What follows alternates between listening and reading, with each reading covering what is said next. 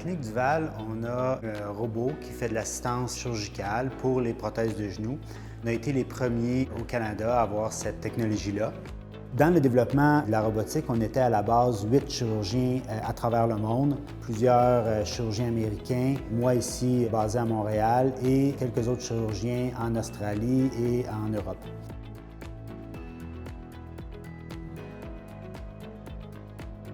Fait que la première étape quand on commence notre opération, c'est de réussir à installer 2 trackers, un au fémur, un au tibia, qui vont permettre de suivre l'os en tout temps.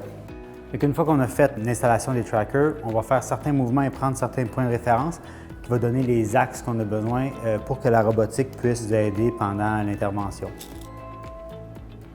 On est capable de créer une image dans l'espace que le robot va être capable de suivre en tout temps. Il va falloir qu'il s'imagine lui exactement où est situé l'os pour que quand on va le guider, il va être capable de suivre ça en temps réel, comme s'il était verrouillé sur un os dont il connaît exactement la forme à partir du moment où on a choisi tous nos points. Une fois qu'on a acquis toute l'anatomie, que le robot sait maintenant exactement la forme de l'os et au niveau du fémur et au niveau du tibia, on va aller acquérir toute l'enveloppe des tissus mous qui va nous donner la qualité, la laxité dans les ligaments, qui va nous permettre une planification beaucoup plus avancée, beaucoup plus poussée que ce qu'on peut faire sans robotique, qui va nous donner la chance pour chaque patient de façon personnalisée de recréer le genou que le patient avait avant qu'il commence à avoir de l'arthrose. Donc maintenant, on a tout acquis l'anatomie, on a acquis les tissus mous autour du genou. La prochaine étape, c'est qu'on va pouvoir faire notre planification, puis on est capable, avant même d'avoir touché au genou, de commencer à faire toutes nos corrections.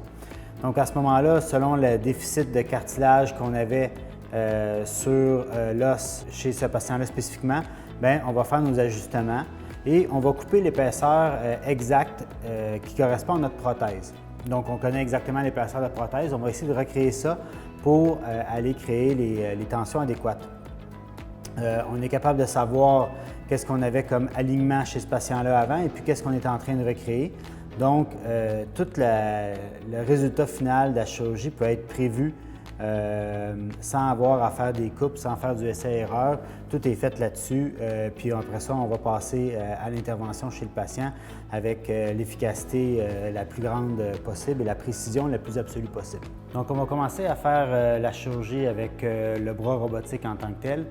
À ce moment-là, c'est toujours le chirurgien qui demeure en plein contrôle de votre opération. Le robot bouge seulement si le chirurgien lui demande et ce n'est pas le robot qui contient la scie. Le chirurgien va continuer à utiliser la scie, mais le robot va venir placer le bloc de coupe de façon extrêmement précise, comme on parlait un peu plus tôt, au demi-millimètre ou au demi-degré proche.